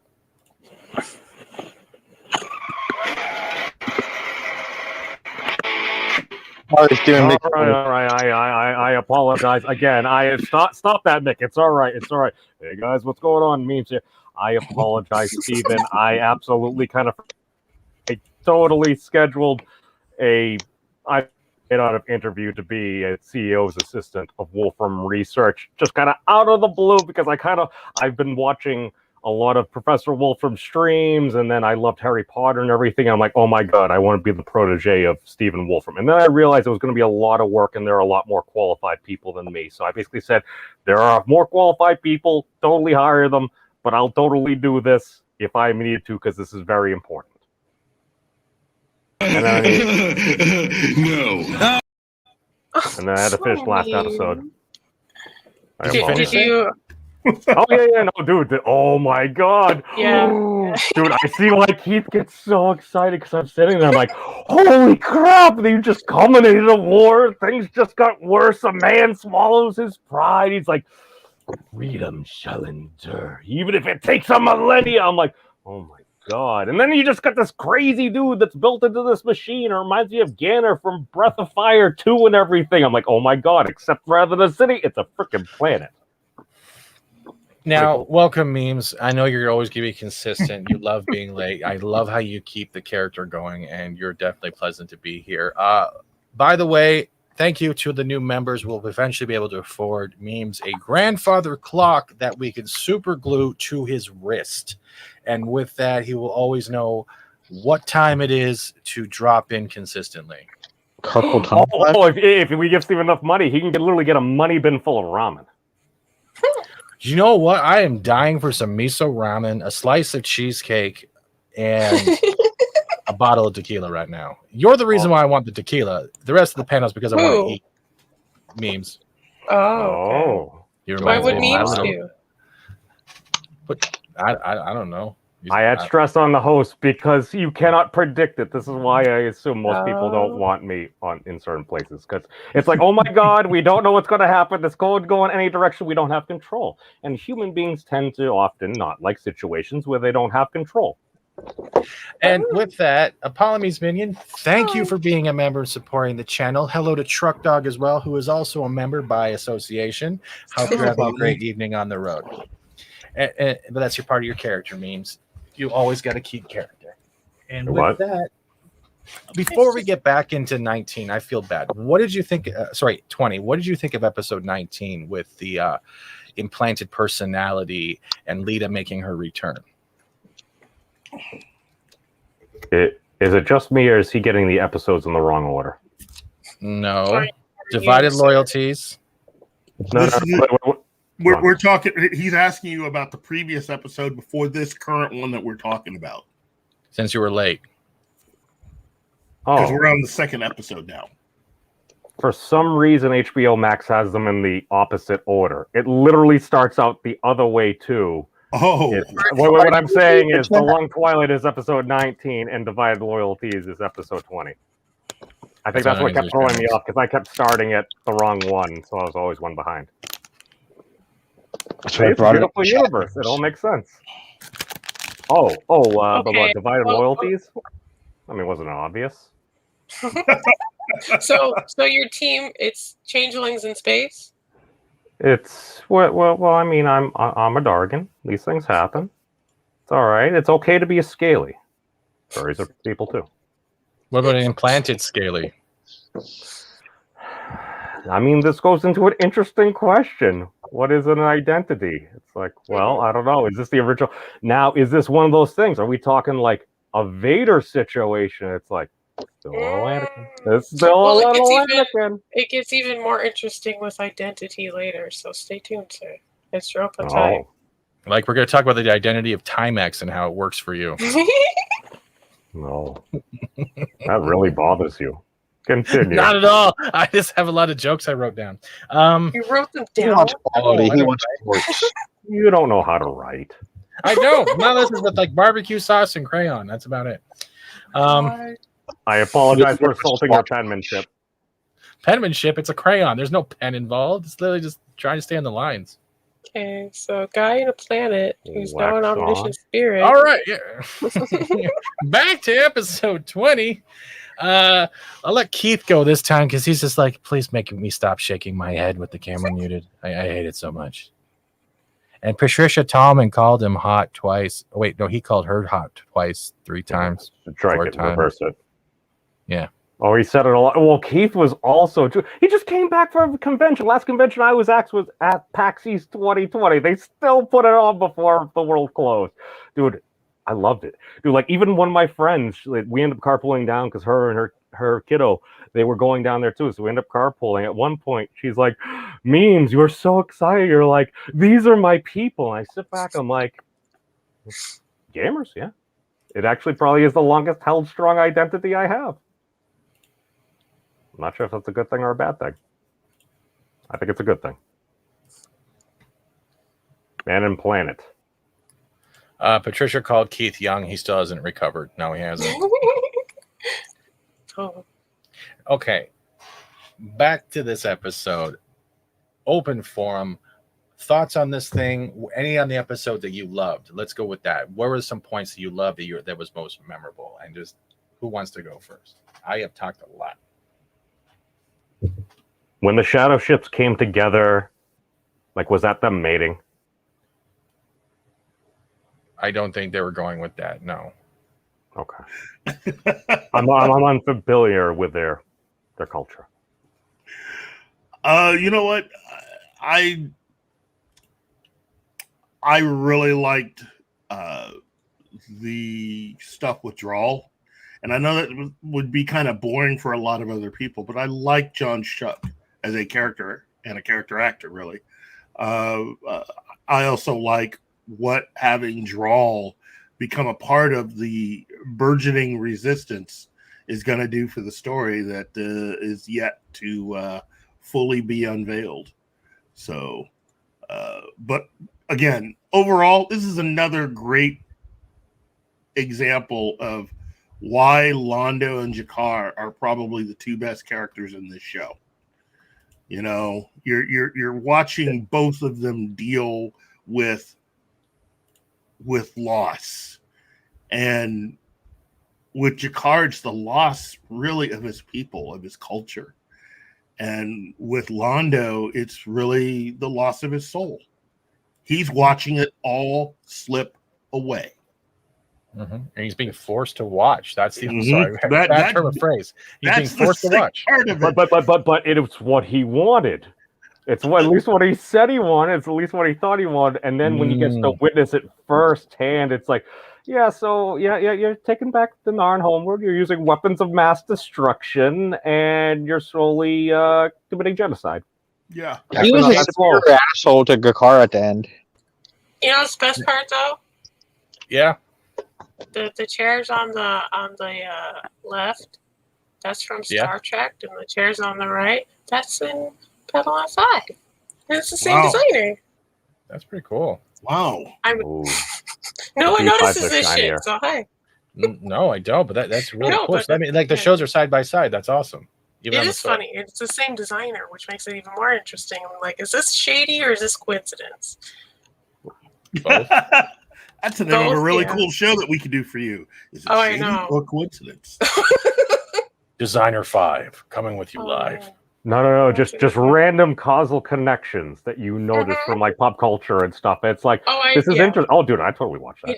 This series is chock full of like my favorite things, and no one knows. No one had a pedals or the teapots. Yeah, Kate didn't want to do a ginger only show, but she'll totally talk about look at these chairs. Well, because I'm an interior designer, so this is stuff I notice that no one else is going to notice. This moment meme started digging a deeper hole. Yeah, he's just trying to. He just wants to hang out with me all to himself. I think that's all it is. Look how red his face is. No, I like friends. What's more fun with a house party? You get good chemistry. That is awesome, Kate. I'll put that link in the chat later if those people want to check it out. If you put it in the private chat, sounds good. Sure. Yeah, I just thought I'd share that because that's in this episode. You see these chairs, and then conveniently on First Dibs that you can buy secondhand designer goods. There's also the Star Trek chair, so it was serendipitous. I figured I'd share. You were that character that searched every single thing in an RPG. I often was that way, and then I just broke myself. I don't know. I'm like, all right. I guess I don't know. I haven't played that many RPGs. There was one thing I missed quickly. This is for memes. It's the Birds and the Bees talk with Shadows. You see, when two shadow ships love each other very much, they attack the Narn and then they start attaching themselves together. They must have made it before they came out of hyperspace, because then they shot out that like plasma bolt of like things like back at their energy, and were they trying to mate with the Narn? My brain hurts. I don't know. It didn't go well. I don't think any survived. Chico Trunk says, does that mean when they fired out that clump of tiny ships, that was a shot? Oh my God. My phone's now calling me, telling me to shut up. It's funny you mentioned that, Mr. Tickle Trunk. There may have been an observatory thing where I asked if, like, are supernovas basically just stars mating?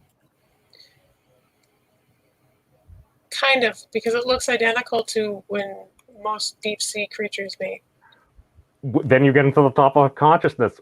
What's consciousness? Because you start thinking about this and you're like, well, the star, it's like, well, if I was the sun, it's like, would I really care what's going on Earth? I think that's for you, Kate. What? I'd hang out with you, Kate, alone. Oh, thanks. With eyebrows. Oh, weird. Oh, okay. Then we have Waffle saying Londo is like evil dude from the 440s. Oh, dude, they're so memeing him into fascist, dude. You just see it. It's like, Londo, come to the head of the ship. And he's just out there. It's like, yeah, this is what you wanted, man. You gave the order. You started this war. It could also come to the pretense that favors come with a high Too high a price. Too high of a price. Yep, and there it is. You can see And his face. picking, yeah, and you got to be careful who you pick. How you pick your friends, Mhm. and not just like you can pick your friends, you can pick your nose. Oh man! Not just like that either. You can pick your friend's nose. I'm not hanging out with you ever. We used to be like, who's your buddy? Except we do it with armpits. That's oh my god. That's you're okay. I'm not hanging out with memes then because No, that's I'm not not how it goes. armpits. No. Thank you for turning on. Well, hold on. Keep doing that. There we go. I need that in 4K. What? I'm sorry. The dad joke kind of wrecked everything. It didn't wreck anything.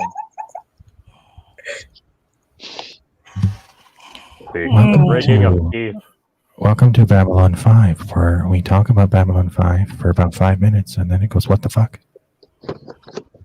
That's because you let it go. What the fuck? I brought up a great point, and everyone's like, "Ooh, space sex ship thing." It was good for me.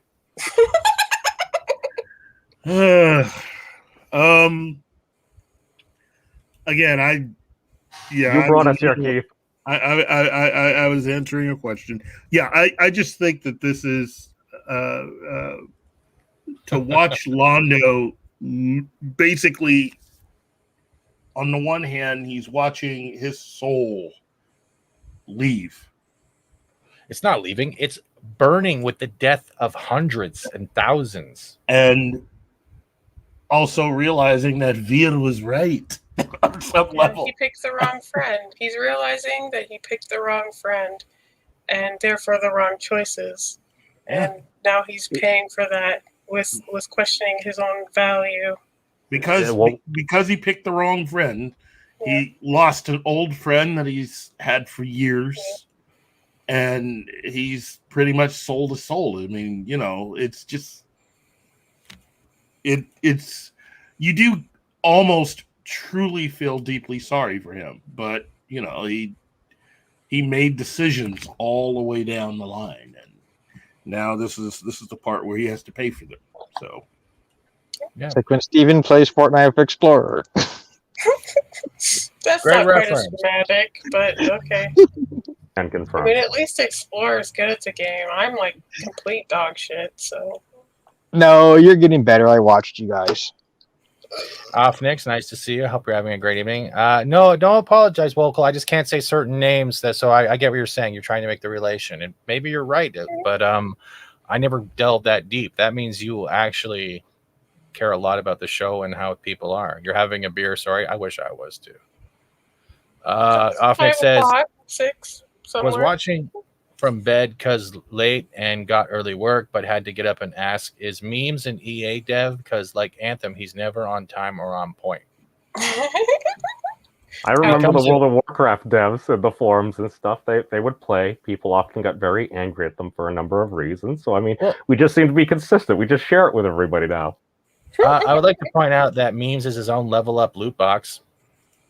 Yeah. Did you buy that shirt or did you make that shirt? I think that's the real question. I think I bought it off of, I don't know, Gut Print or something. No, that was for my business cards back in the day. Yeah.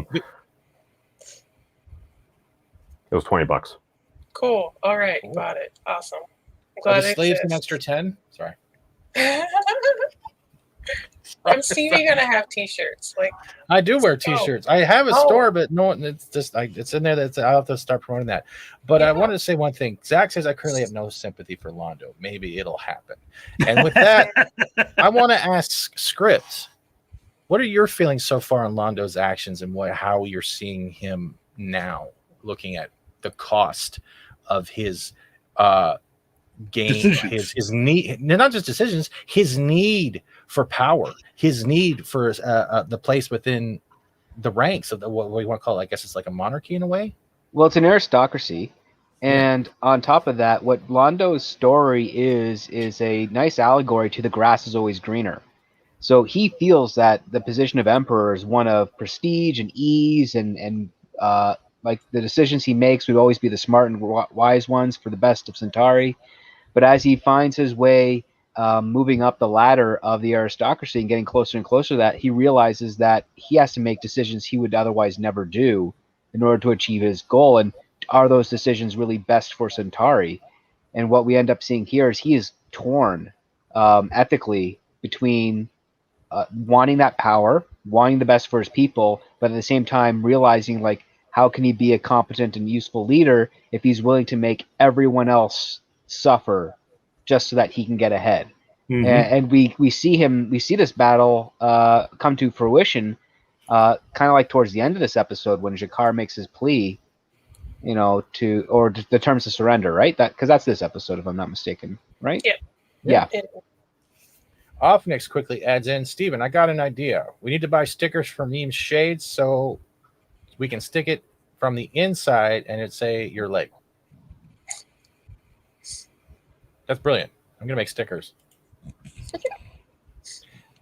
But with Zaxto's previous comment with the whole sympathy, I still do have sympathy for him, because if you're looking at it from an aspect of a sentient being isn't perfect, you're going to make choices, whether it be good or bad. The outcomes will either be good or bad. You're always going to fuck up in life. Nothing is ever unredeemable, I guess, especially maybe within this show.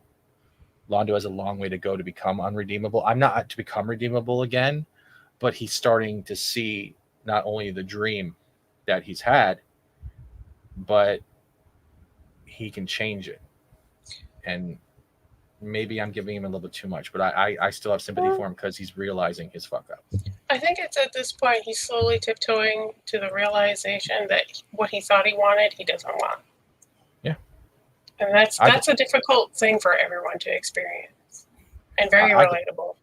Yeah, having is not the same as wanting. Yeah, Exactly. that too. The easiest way to sum up Hesh is this. Has made some bad choices.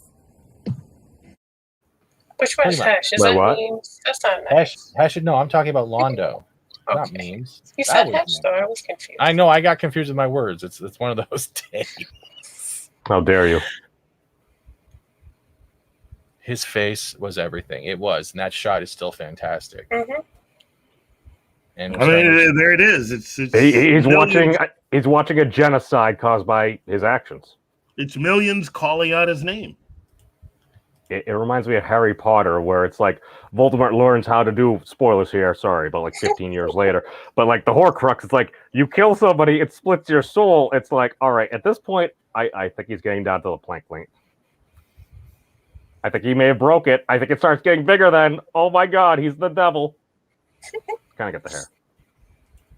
Now, going back Just an into opinion. this. No, you're good. So Sorry, I'm listening to the Weird Al Bear song. Your As new we member get- suggested it. What do you mean a new member suggested it? Polly. It's like, I'm listening to a song about beer. So I put on the Yeah. Weird Al Bear song. Now, there's something in here that before we see that face, and it's one of those things that Mollari is stunned by Rifa, and it's pretty much he's wanting to attack the Norn's harm world, and it would cause millions of casualties, massive casualties, but his plan was to bombard them with mass drivers. But these devices are like against all civilized law. Mhm. They're weapons of like mass destruction. If you're to put them that way, they're weapons so bad. It's like biogenic weapons in Star Trek. Yeah, and then they specifically says it breaks treaties, and Rifa's like, who cares? We're flattening it. It's done. And that is the difference between a politician, Londo, and a warmonger, Rifa. So. Oh, mass drivers. So they're using like heavy duty, like massive. Oh, so it's kind of like It's like a railgun for space. Yeah. And the impact and the way it goes through atmosphere, I think it hits it so hard that it's like pretty much like an asteroid ending event. No, kind of some of my more technical friends that may or may not have served, they were like, all right, here's what you do. You have tungsten rod. It's a tungsten rod. If you were to put it from the moon, it was so big, it basically has the force of a nuke. Yes. Yeah. And they get bigger guns later on in the series. It's interesting. Mm-hmm. You'll see. Oh, Keith, that got a key smell. Continue. And this episode kind of also plays on last episode too, in a way when it comes to Garibaldi and his gut feeling, because the draw message has come in and now he's being extra cautious, extra paranoid. He's actually having a conviction within himself, thinking that the draw message isn't real. And he's actually voicing this to Sheridan as well, thinking, do we know if this is real? It might not be real, because he kind of put Talia on this pedestal, saying we should bring her in, and then realized the whole time that Talia was that sleeper cell. So I'm thinking he's having a conflict of instinct, and I think this relates to that. What could be the worst thing that could happen for your particular situation? Well, Garibaldi seemed to really like her, and if all of that was a lie, that would really stink. And then they throw you off with I forget. What is it, Keith? Drugs are bad. Yes, drugs are bad. Susan. I heard Talia saying her name. I gotta say, I really, really, really like this episode. This is one of my top episodes of the show, of the series. But again, mainly because it goes to what I said earlier. It's G'Kar, it's Londo. And there are so many other characters, but for the most part, those two, their story, and in this particular story, both of them end up being men in pain, whose souls are being crushed for different reasons. But it pretty much is that, you know. Yeah. It's horrible. What about you, Script? No, I kind of made my point with regards to Mollari here, Londo. I really do like the fact that, like, this whole episode is basically your turning point between these Narn and Centauri war, and Narn is basically sending out, okay, we're gonna have one last skirmish to take out our enemy, really cripple them so that we can have a fighting chance. And G'Kar is apprehensive about that because he knows it's not usually the best course of action, but it's his uncle, I think it is, who's doing this. And what ends up happening is that Londo recruits or somehow gets the Shadows to defend that very outpost, so that all of the Narn forces are pretty much wiped off the board. Yeah. And there's nothing that the Narn can do but surrender if they want their species to survive in any way at all in the future. And it's a very tragic type of tale where arrogance and greed and ego supersede the survival instincts, and only G'Kar is realized, because I think G'Kar in season 1, he would have been totally gung-ho for this type of attack and skirmish, but now after he's seen all this pain and he's seen what's going on with these people, he's far more disciplined, and he's kind of looking beyond the immediate, and I like that part about him, and this is why I like G'Kar. He's such a great character. And he I think some of it has come to he's come to the realization that his metaphysical value judgment isn't based on the being Narn or being on his home planet or being what's it called, the religious Shari.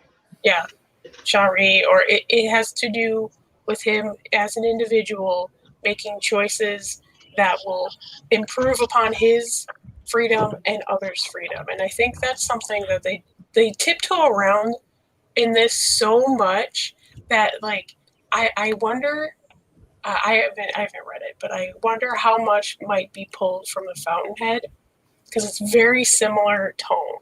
Like, that I do know, that I have like a famous quote from the book is,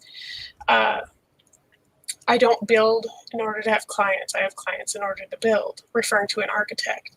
Yeah. So there's a lot of that kind of tone throughout the series for all the races and all the things. And this is a really pivotal point where I think they kind of stick it to you in a way that is quick. And if you're not paying close attention, you're just kind of like, oh, that's nice. But it's so much more than that. It's definitely the slow blade. Yeah. And one One little off-topic thing, given the picture that's up on the screen. Did anyone else, while watching this episode, expect this guy to say there can be no peace so long as Kirk lives? Yep. Wait, what?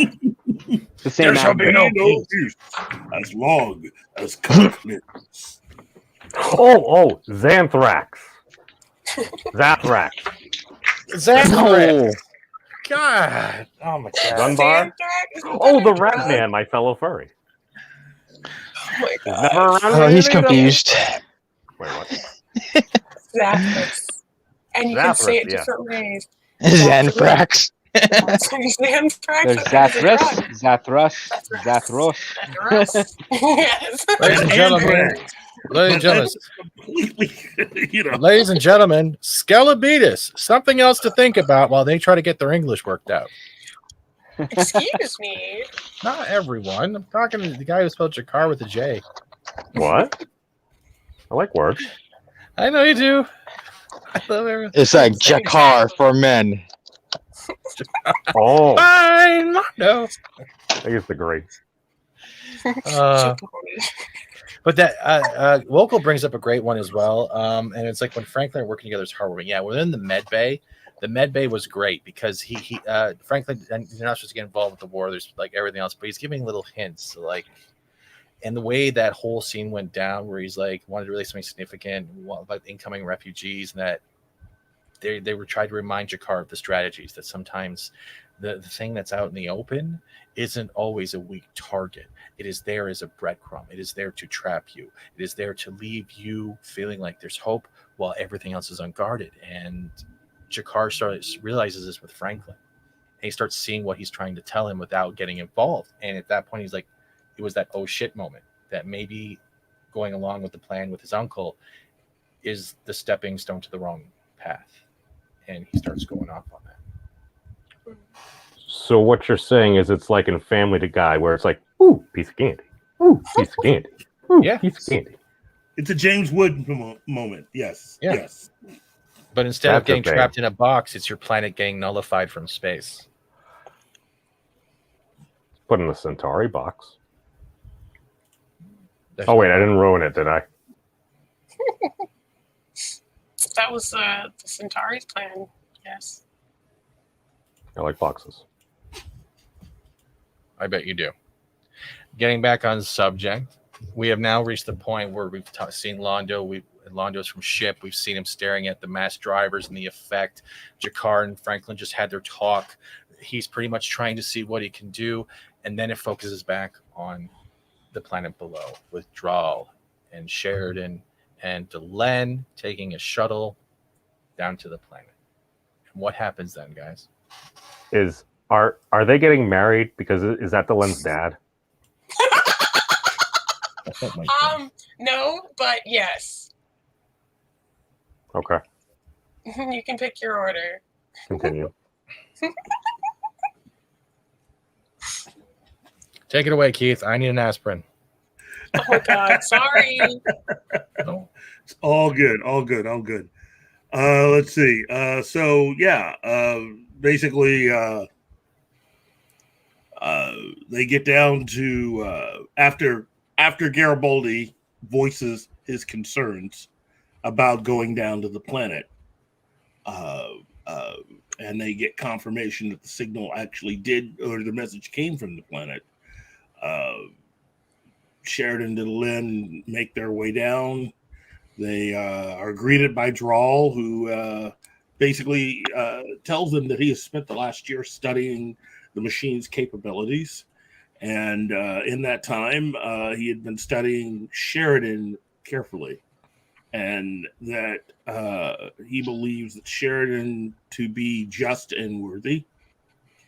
And that Doyle is now ready to offer his services to them for what lies ahead. As well as he goes, well, I have servants. You haven't seen them yet, but they do help me around the planet with menial tasks, and that's your first clue. I don't think he said servants. I thought he said others operating. Other employees. Like there are others that help me. So Is he the CEO? Yeah, he's the CEO. Technically, he is. He's, Yeah. Oh, he's he actually taken kind of off looks a little bit there, like Dr. Wolfram, except for the Dr. Wolfram has some hair. You're a weirdo. Oh my Okay. god. Anyway. Back to you, Keith. You gotta clip that. I'm gonna clip that. I'm clipping a whole bunch of this tonight. Oh, I got last week's episode. I'm gonna put Patricia Tallman's response to Turtles. Oh dear. So make sure and share it with her. I'm sure she'll love to come back. Party hard. I will say this, in getting back to seeing the battle that's raging at Gorish 7 from Jakar's point of view, and him deep in thought and prayer. This is also a nice glimpse into what is ahead for Jakar. When you first met him, he was the angry warrior ambassador. And I think this episode is going to help in changing who Jakar is. Yeah. It's a step pretty of much rebirth. for the rest of the series. Yeah. It's a step of rebirth. And that's one of his best story arcs that's coming. It's how he not only someone vacuuming. Oh, I thought somebody might be imbibing. Or excuse me, they're inhaling air. But Jakar is at the point of his road, and it's going to be. He hasn't fallen yet, but he's getting close to falling. And when it comes to that point, I guess we'll start seeing in season 3. I don't want to spoil it, but you develop this emotional attachment to him, and the actor who plays him is done so well that you almost feel like you are with him on that journey after the fall of Narn. Mm-hmm. And he realizes that not only is he one Narn speaking for all Narn, he is also one Narn with no Narn around. And you don't get that type of symmetry with the actor and the character all the time. Yeah. And you get the total opposite when it comes to Londo, and Londo is also reaching that point. And he's realizing that the drive to and the selfishness of one man for power is still one man alone when all of his friends have either been killed or taken away or dissoluted from what built him up in the first place. It's the same thing how the way you can look at YouTube. When you're becoming a content creator, you grow with friends, people you've met online, sharing channels, sharing live streams, growing, but then you will all of a sudden jump up, or you'll finally hit that tier or that milestone, and you either are the person who has stepped over everyone. I'm not saying this. I'm just saying this as a metaphor. Stepped over everyone to get to that point, or you're the person who has been left alone because everyone has either given up, moved on, or found something else. Mm-hmm. But yet you're still that one person. And it's so relatable. That's why I bring the YouTube analogy. It's so relatable because it happens not just by the day, but by the minute. Not just our community. A lot of communities out there. It doesn't matter whether you're the drama channels, you're cooking channels, makeup channels. It's all the same thing. And that's one of the biggest things I appreciate about those two characters. It's the humanity within the significance of alien races. There's one guarantee in life, and there's no guarantees. No. The best guarantee in life is knowing that you woke up and you're able to function another day. And we're back to consciousness. We've come full circle. That's universal truth number 10. Thank you. Anyone else want to add something?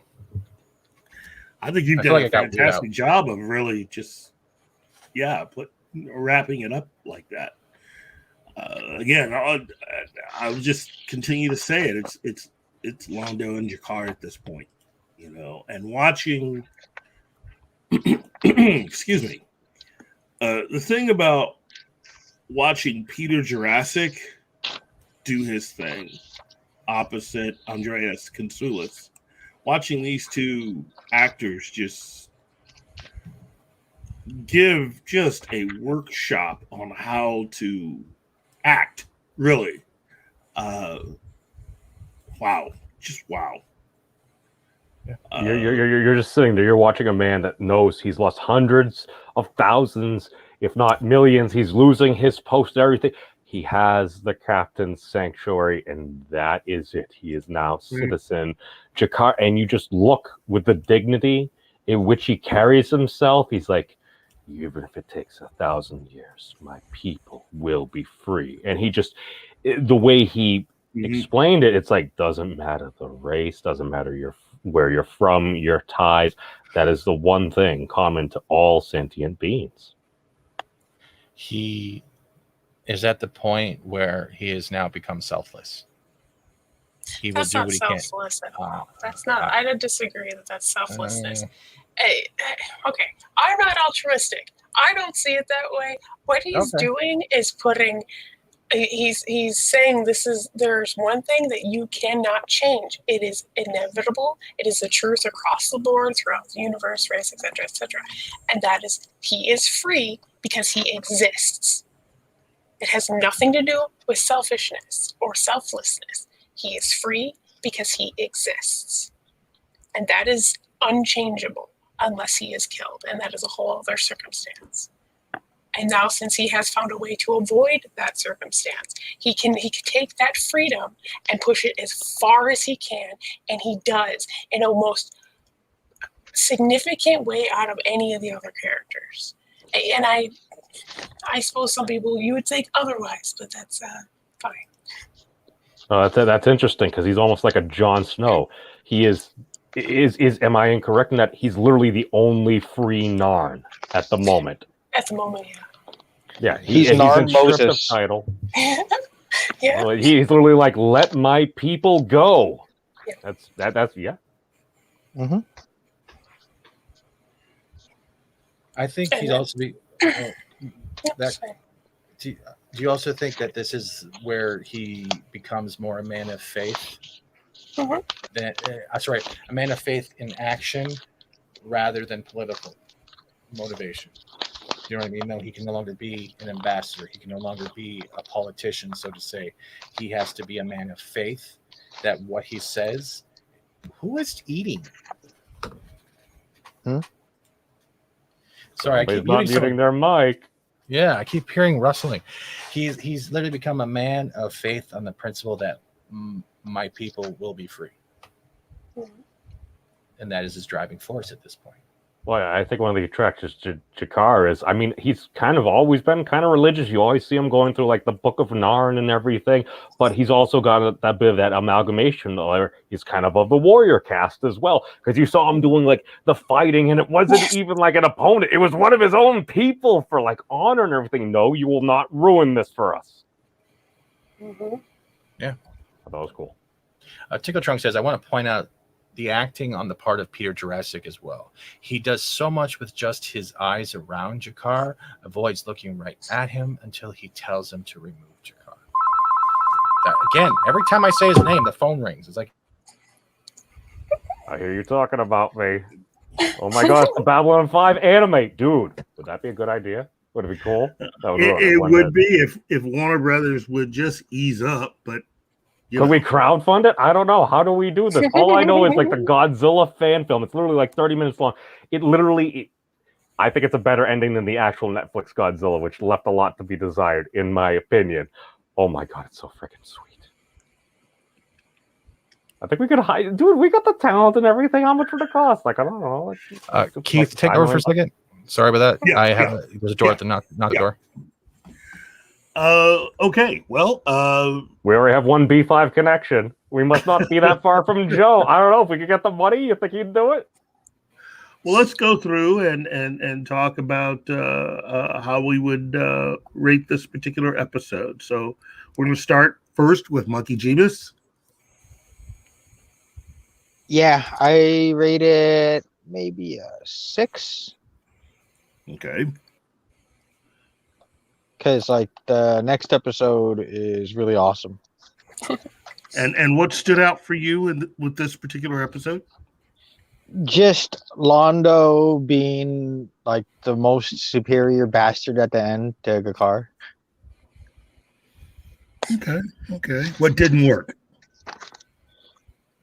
I thought it pretty much all worked out pretty well. It was just just a lot of betrayal and just people making like the wrong choices. Yeah. Okay. How about you, Script? I enjoyed this episode. I thought it was good. Got good tension, good drama, good character exploration.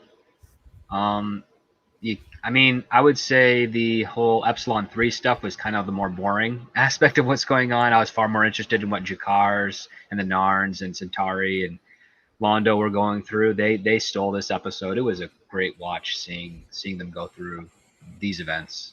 Yeah. Okay, memes. How about you?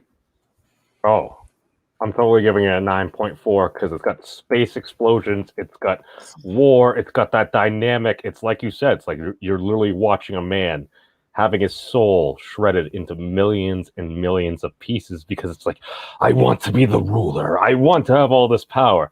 As you go on, it's like, well, you did make that decision. You were warned. It's like you had somebody in your care. He told you about these people. You were around some very powerful friends. You even expressed that you were concerned about your friend's power.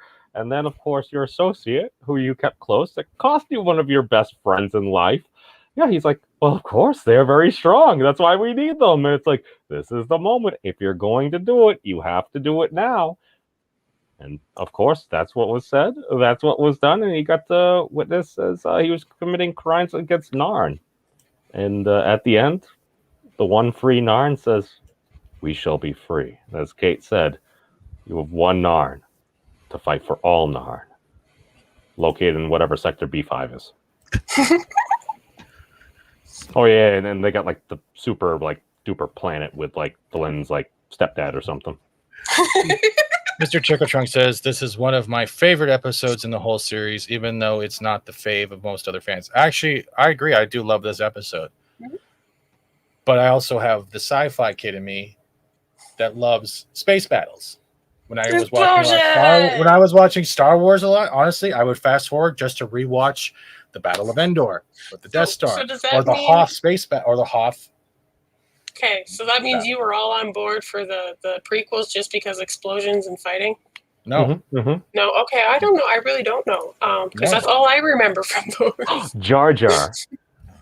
And Memes is now muted. Anyway, Wait, can we call you the Jar Jar of Destruction then? That's so mean. That's awesome. No, he calls you the totally Crisco kid. He's that. a Jar Jar kid.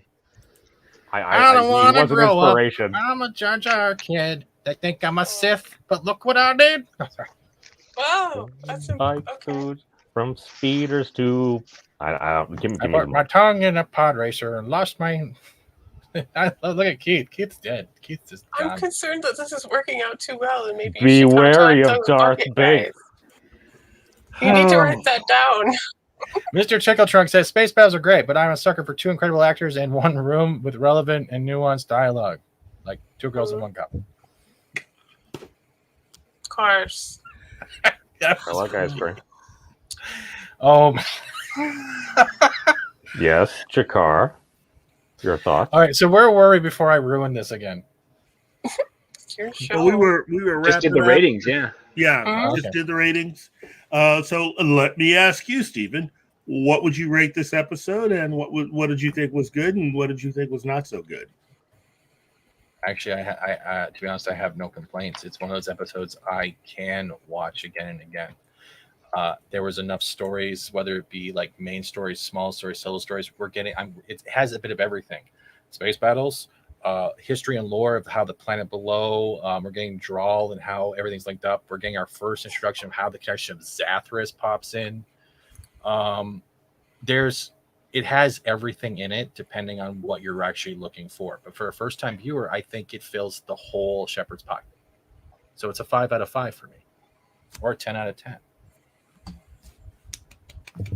Woo. And I'm I also agree. fat. So.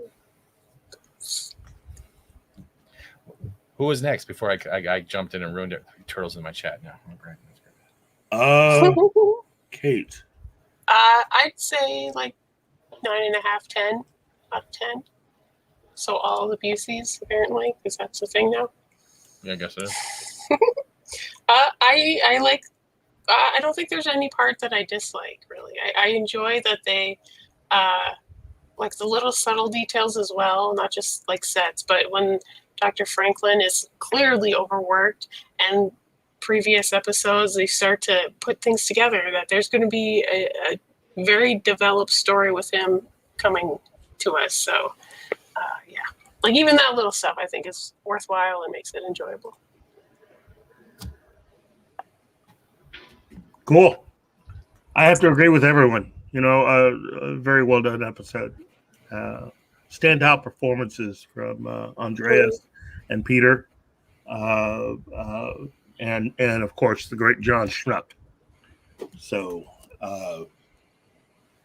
yeah, definitely one of my favorite all-time episodes of Babylon 5. What about John? A very good character actor. I like the way he played Drawl. So I do too. He's done voice acting, I swear, because it sounds familiar, but I don't know why. Oh, that was Chikara Zuckmul. No, the dude that plays Draw.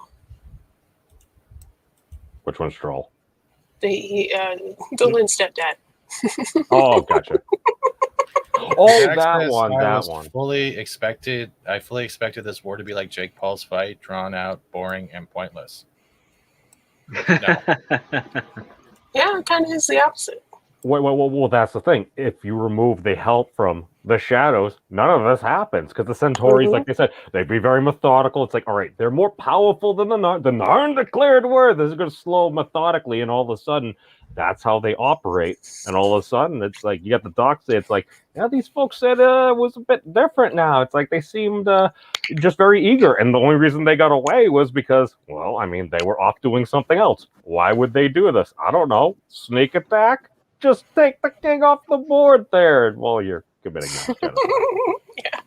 You try to avoid genocide. we all got to do that, or else you'll wind up like Londo, or at least have Londo face. Why the lawn face? Londo face? Why the Londo face? That Which makes me face is sad. that, though? I mean, he's got a lot of faces. He does, but it's the one just watching the mass drivers and the planet and that look on his face, which again kind of matches, you know, the whole thing from when he met the Techno Mage, you know, and some of the weird dreams that he's had. So, yeah, good episode. Very, very good episode. I'm still yet to see the big sweaties, Daco. What? I have no idea. I don't know what that is. Is that in the comic book? All right. Who else hasn't done their rating yet before we wrap up the show? Because we're almost hitting the 2-hour mark. Have you covered everyone already? I think so. I did. Okay. Well, I guess we got to talk about next week, where we can finally. Yeah, look at Keith. He's already like getting the hands ready. Oh yeah. So before everyone takes off, next week will be 21 and 22. We will be here the same time, doing the same thing. Keith will be still shaking his head constantly. Memes will be memes. Jeebus will constantly fiddle with paper.